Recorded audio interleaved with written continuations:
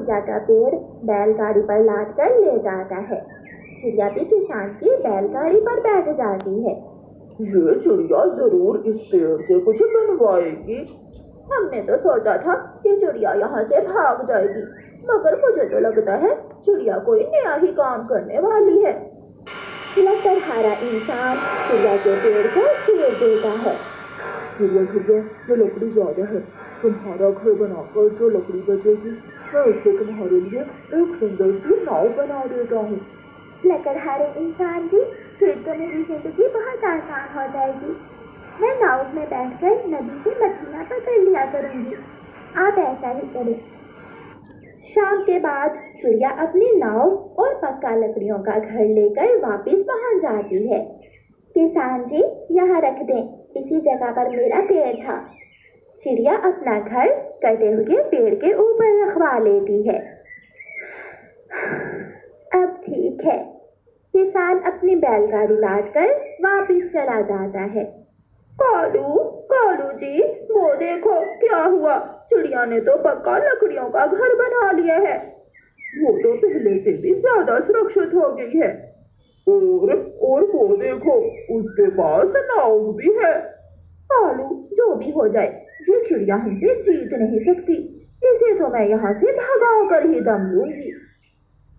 चिड़िया अपने घर में मीठी नींद सो जाती है। फिर दूसरे दिन चिड़िया अपनी नाव में बैठकर नदी से मछलियाँ पकड़ती है। अब मैं ये मछलियाँ जंगल के बाजार में बेच दूंगी और मुझे अच्छा मुनाफा होगा। फिर चिड़िया वो मछलियाँ जंगल के बाजार में ले जाती है। चिड़िया की मछलियाँ थोड़ी ही देर में बिक जाती हैं। कालू, हम चिड़िया को किसी न किसी तरह मगरमच्छ वाले टापू पर भेज देते हैं। जब चिड़िया मछलियाँ पकड़ने वहां जाएगी तो मगरमच्छ चिड़िया को खा जाएंगे और हमारी चिड़िया से जान छूट जाएगी। मैं अभी जाकर चिड़िया को मगरमच्छ वाले टापू पर भेज देता हूँ। फिर कालू कौवा चिड़िया के पास जाता है। चिड़िया, अपनी नाव यहाँ लाओ, किनारे पर। चिड़िया किनारे पर आ जाती है।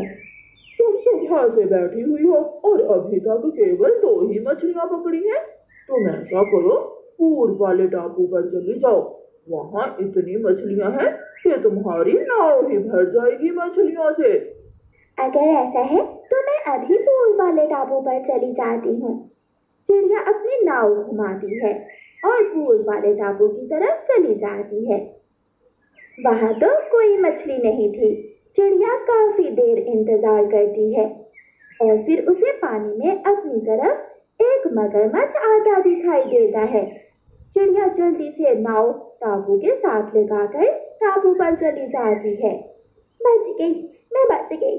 अगर थोड़ी देर हो जाती तो वो मगरमच्छ मुझे खाने ही वाला था। चिड़िया उस टापू पर थोड़ा और आगे जाती है और उसकी नजर एक आम के पेड़ पर जाती है जिस पर सोने के आम लगे हुए थे। सोने के आम? ये तो कोई जादुई टापू है जिस पर सोने के आम है। मैं यहाँ से कुछ सोने के आम ले जाती हूँ और फिर सारी जिंदगी मुझे मछलियाँ पकड़ने की कोई जरूरत नहीं पड़ेगी। चिड़िया कुछ सोने के आम तोड़ती है और अपनी नाव में रख लेती है और मगरमच्छ के वहां से जाने का इंतजार करती है। जब मगरमच्छ दूसरी दिशा में जाता है तो चिड़िया जल्दी से अपनी नाव में बैठकर नाव को भगाती है। थोड़ी ही देर में चिड़िया अपने जंगल पहुंच जाती है। कालू, वो देखो, चिड़िया तो वापस आ गई है। उसे तो मगरमच्छ ने भी नहीं खाया।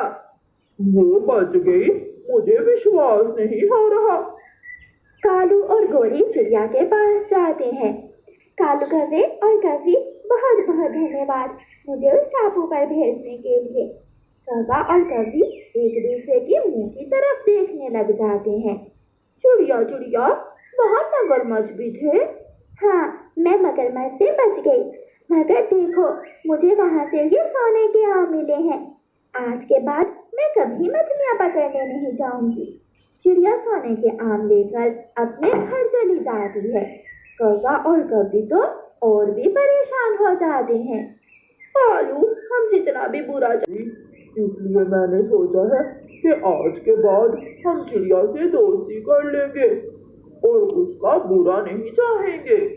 फिर कौवा और कौवी निराश होकर अपने घर चले जाते हैं।